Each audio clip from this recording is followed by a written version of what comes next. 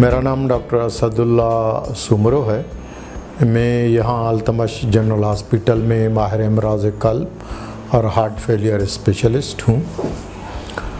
आजकल आपको सबको पता ही होगा कि अक्टूबर का पूरा महीना जो है वो कैंसर और स्पेशली ब्रेस्ट कैंसर के हवाले से अवामुन्नास में आगाही का ये पूरा महीना मनाया जाता है। और इसी तरह से हमारे अल्तमश जनरल हॉस्पिटल में भी कैंसर के मरीज़ों में ब्रेस्ट कैंसर के हवाले से आगाही का सिलसिला जारी है। और मैं चुनाचे माहिर अमराज़ क़ल्ब हूँ और बहुत सारे फिजिशंस या मरीज़ भी समझते होंगे कि माहिर अमराज़ क़ल्ब का कैंसर से क्या ताल्लुक़ है। इसलिए कि बहुत सारे लोगों के ज़हन में ये आता है कि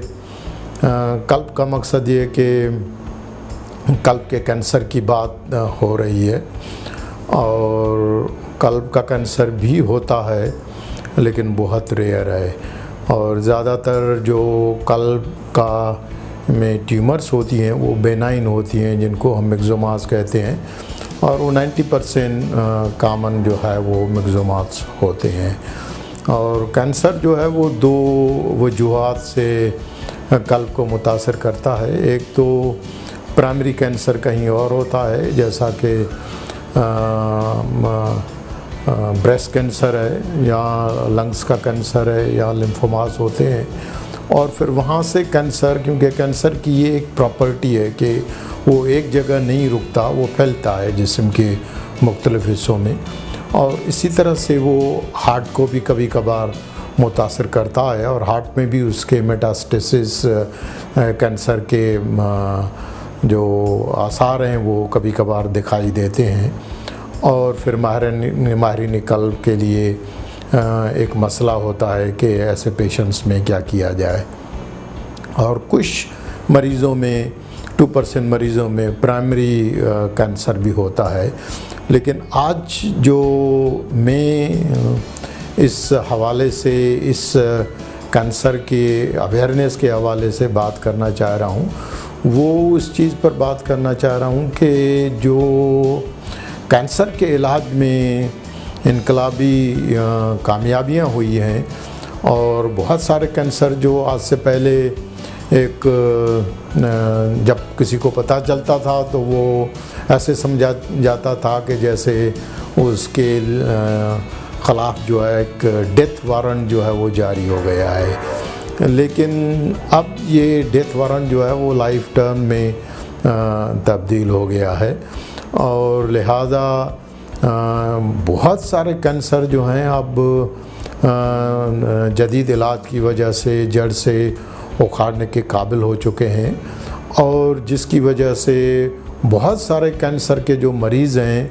वो काफ़ी अरसे तक, काफ़ी सालों तक उस इलाज से जामिर होकर और ज़िंदा रह के और नॉर्मल ज़िंदगी गुजार सकते हैं, जिनको हम कैंसर सर्वाइवर्स कहते हैं। अब ये जो कैंसर सर्वाइवर्स की तादाद जो है वो इतनी ज़्यादा बढ़ गई है, क्योंकि ये बहुत अरसे तक जो है वो, बहुत सालों तक, 20-20, 30-30 सालों तक जो है वो इलाज के बाद जो है वो सर्वाइव करने के काबिल हो चुके हैं। लेकिन अब ये मसला, क्योंकि पहले भी ये मसला था कि जो कैंसर की जड़ से उखाड़ने के लिए जो इलाज के तौर तरीके हैं, वैसे कैंसर के इलाज में के 3 मेन तरीके हैं, 3 से 4 मेन तरीके होते हैं। उनमें एक तो सर्जरी होती है कि ऑपरेशन के ज़रिए कैंसर को जो है अगर लोकलाइज है तो वहाँ से निकाला जाता है, और दूसरा कीमावी इलाज जिसको कीमोथेरापी कहते हैं, तीसरा रेडियोथेरापी जिसको शुआई इलाज कहते हैं, और चौथा जब ये सारी चीज़ें नहीं कर सकते तो फिर उनको पैलिएटिव थेरापी पर जो है वो, यानी उनके सिम्टम्स को, उनकी ज़िंदगी को आसान बनाने के लिए, तकलीफ़ से बचाने के लिए उनको पैलिएटिव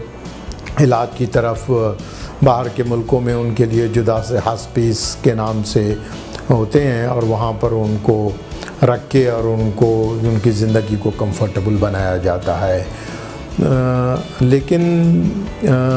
इस चीज़ की अवेयरनेस बहुत कम है कि जो कैंसर थेरापी, कैंसर के इलाज के जो मनफी असरात हैं उनके बारे में अभी भी अवेयरनेस कम है। अलबत्ता ये ज़रूर है कि पहले जो पुराने कैंसर के इलाज ख़ास करके कीमोथेरापी और रेडियोथेरापी के जो डोजेज़ वगैरह यूज़ होते थे उससे कल पर काफ़ी ज़्यादा, क्योंकि वो जो दवाएं होती थी ख़ास करके एंथ्रासाइक्लिन ग्रुप ऑफ मेडिसिन्स, उनके जो कल पर और उसमें सरफ़हरिस्त जो है वो हार्ट फेलियर है। और चुनाचे में पिछले 34 साल से हार्ट फेलियर के मरीज़ों की केयर के लिए काम कर रहा हूँ, तो फिर मुझे भी इस किस्म के जो कैंसर के इलाज के बाद जो उनके कल पर मनफी असरात के मरीज़ हार्ट फेलियर के क्लिनिक में देखने का मौका मिला, तो आज हम उस किस्म के कुछ इंटरेस्टिंग केसेस पर डिस्कस करके और फिर उनके बारे में जो है कि इसमें किस तरह से उनसे बचा जाए उनमें। तो ये यहाँ पर एक पहली स्लाइड है जिसको मैंने लिखा है कि ऑन्कोकार्डियोलॉजिकल एंड कार्डियो ऑन्कोलॉजिकल सिंड्रोम्स। तो दोनों एक ही चीज़ है, यानी इसका मकसद ये है कि कैंसर की बीमारी के साथ फिर कल्ब के अमराज जो है वो, इसका मकसद ये है कि कैंसर के इलाज के बाद कैंसर इंड्यूस थेरापी, उसके जो मनफी असरात हैं वो उसके कल्ब पर जब पड़ना शुरू हो जाते हैं तो इस रफ़ाकत को, इस रिश्तेदारी को हम कार्डियो ऑन्कोलॉजी या ऑन्कोकार्डियोलॉजिकल सिंड्रोम्स या रिलेशनशिप कहते हैं। इसमें ये दो मोनोग्राम मेरे पुराने ये एक ब्रांड हैं जिसमें time is myocardium and myocardium is life. यहाँ मैं इसलिए दोहरा रहा हूँ कि दोनों में यहाँ भी टाइम बहुत ज़्यादा ज़रूरी है, बहुत ज़्यादा इम्पॉर्टेंट है, क्योंकि बहुत सारे कैंसर के माहिरीन को ये शिकायत होती है कि कैंसर के मरीज़ जब तक उनके पास आते हैं तो तब तक देर हो चुकी होती है, यानी कैंसर जो है वो एडवांस हो चुका होता है। इतनी अवेयरनेस के बावजूद भी अभी भी मरीज़ जो है वो काफ़ी देर से पहुंचते हैं और जिसकी वजह से इलाज में फिर वो उसके जो जड़ से उखाड़ने के नताइज मिलने चाहिए वो नहीं मिलते हैं। और इसी तरह से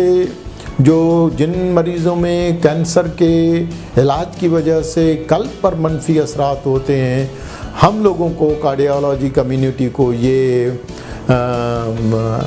एक शिकवा है कि मरीज़ जो हैं वो बहुत लेट आते हैं, क्योंकि जब हमारे पास आते हैं तो तब तक वो एक मिसाल देते हैं, अब क्या होगा हो जब चिड़िया चुग गई खेत जो है वो, यानी हमारे पास जब आते हैं वो ऑलरेडी उनको हार्ट फेलियर के full fledge symptoms, overt heart failure के साथ या एक्यूट हार्ट फेलियर के साथ, कभी कभार कार्डियोजेनिक शॉक के साथ, या कभी कभार ऐसी नौबत आ जाती है कि वो फौरी तौर पर एडवांस हार्ट फेलियर में चले जाते हैं। तो इस हवाले से ये दो केसेस जो हैं वो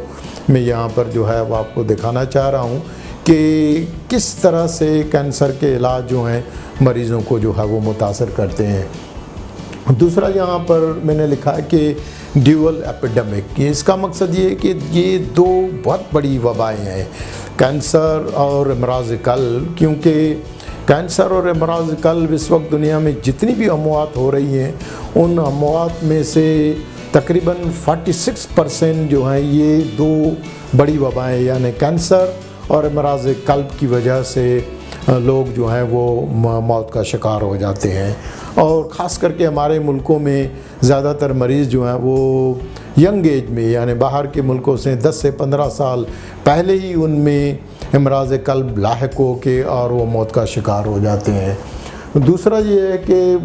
मैलिग्नेंसी बेगेट्स मैलिग्नेंसी, इसका मकसद ये है कि कैंसर एक मैलिग्नेंट डिजीज़ है, लेकिन हार्ट फेलियर को भी पुराने ज़माने में कभी हम कहते थे कि heart failure is a malignant syndrome. Although अब ये टर्मिनोलॉजी काफ़ी हद तक चेंज हो गई है, लेकिन अब भी कुछ ऐसे हार्ट फेलियर्स के एग्ज़ाम हम देखते हैं जिनको वाकई भी कहा जा सकता है कि ये मैलिग्नेंट है। मैलिग्नेंट का मकसद ये है कि वो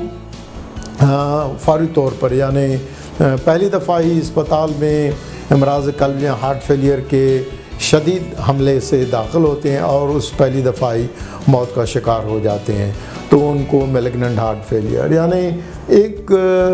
कैंसर एक मैलिग्नेंसी से शफायाब होते हैं तो फिर दूसरी मैलिग्नेंसी, यानी हार्ट फेलियर भी एक मैलिग्नेंसी कभी कभार जब बिहेव करती है तो इसलिए इसको कहते हैं कि मैलिग्नेंसी बेगेट्स मैलिग्नेंसी। ये आपको नज़र आ रहे हैं यहाँ पर एक तरफ से चीता और दूसरी तरफ से हाथी नज़र आ रहा है। इसका मकसद ये है कि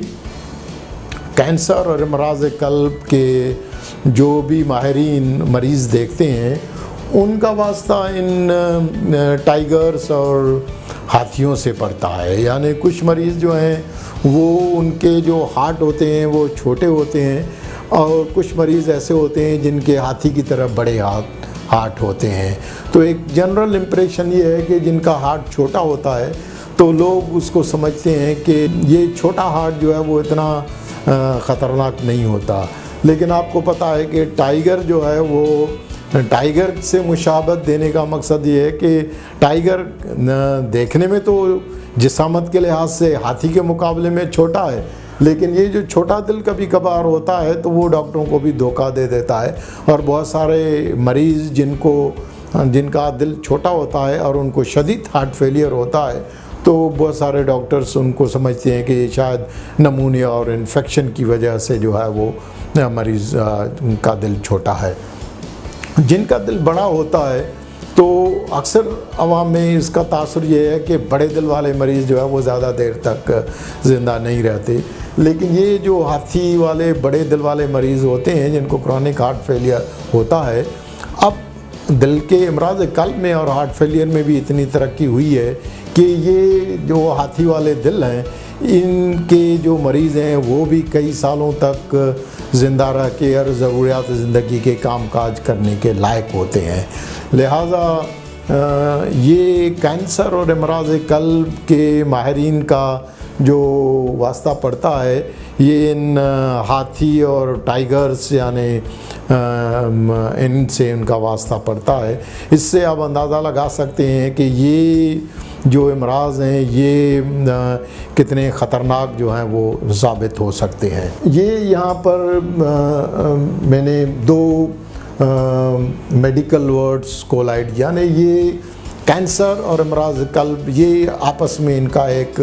टकराव है। इस वक्त जो है ये इन दोनों का जो है वो टकराव जो है वो चल रहा है, जिसमें कार्डियोलॉजी एंड कैंसरोलॉजी जो है वो ये एक कॉम्बिनेशन इनकी जो रफ़ाकत है वो एक वक्त की ज़रूरत है, क्योंकि बहुत सारे मरीज़ जो कैंसर की वजह से रुबसत हो जाते हैं लेकिन इमराज़ कल्ब की वजह से जो है वो मौत का शिकार हो जाते हैं। तो लिहाजा अब वक्त आ गया है कि जो माहिरीन कैंसर हैं और माहिरीन कल्ब हैं उनको मिल बैठ के आपस में जो रफ़ाकत है उसको जो है उनको करीब आके, ताकि हम ऐसी दवाएं बनाएं कैंसर के लिए कि वो कैंसर को भी जड़ से उखाड़े और इमराज़ कल्ब भी जो है वो बच जाए। इसका मिसाल इस तरह से है कि जैसे सांप और लाठी का मिसाल दिया जाता है कि सांप भी मरे और लाठी भी ना टूटे। यानी इसका मिसाल ये है कि सांप का मकसद ये है कि कैंसर को मैं सांप से तशबीह देता हूँ और दिल को, हार्ट को जो है वो लाठी से तशबीह देता हूँ। इसका मकसद ये है कि क्योंकि बहुत सारे लोग जब उनको पता चलता है कि कैंसर का मर्ज़ हो गया है या उनको ये पता चलता है कि कैंसर के इलाज के मनफी असरात जो हैं वो बहुत ज़्यादा हैं, तो उसकी वजह से बहुत सारे लोग डर जाते हैं और इलाज से भाग जाते हैं, इलाज से दौड़ जाते हैं एक किस्म का। तो लिहाजा उन्हें चाहिए कि कैंसर के इलाज में बहुत सारी तरक्की हुई है, वो अमराज़ क़ल्ब या इसके अलावा जो मनफी असरात हैं उनसे डर के दौड़ ना जाएं, लेकिन सांप को भी मारें और लाठी को भी बचाएं। यानी अगर, क्योंकि अगर सांप नहीं मरेगा तो फिर सांप और लाठी दोनों के लिए प्रॉब्लम होगा। और कभी कभार ऐसी सिचुएशन आती है कि मरीज़ जो है वो कैंसर से भी रूबेसत नहीं होते और अमराज़ क़ल्ब की शिद्दत की वजह से मौत का शिकार हो जाते हैं। लिहाजा मरीज़ों को चाहिए और माहिरीन क़ल्ब को भी चाहिए कि वो डरे नहीं, यानी डरने से कोई फ़ायदा नहीं है, डट के मुकाबला करें। अगर मनफी क़ल्ब के कोई मनफी असरात होते भी हैं तो उन्हें डट के उसका मुकाबला करना चाहिए, क्योंकि अब क़ल्ब के इलाज में भी बहुत सारी तरक्की हुई है और बहुत सारे जो मरीज़ जिनको पहले हार्ट ट्रांसप्लांट नहीं कर सकते थे, अब कैंसर से जो पैदा होने वाले हार्ट फेलियर और कार्डियोटॉक्सिसिटी होती है, ऐसे मरीज़ों में भी अगर कैंसर क़ल्ब से जड़ से उखड़ चुका है तो ऐसे मरीज़ों में भी हार्ट ट्रांसप्लांट करके और वो मरीज़ काफ़ी अरसे तक ज़िंदा रह के और सेहतमंद ज़िंदगी गुजार सकते हैं। लिहाजा ये जो सांप और लाठी वाला खेल है इसको हमें समझना चाहिए, ताकि सांप भी मरे और लाठी भी। यानी अमराज़ क़ल्ब मनफी कैंसर के इलाज की वजह से जो मनफी असरात हैं उनको अगर वक्त के साथ डिटेक्ट किया जाए और उनको प्रिवेंट किया जाए, या अगर हो चुके हैं तो भी कोई फ़िक्र की बात नहीं है और उसमें जो है वो इलाज जो है वो मुमकिन है और उसको इलाज जो है वो करवाया जाए।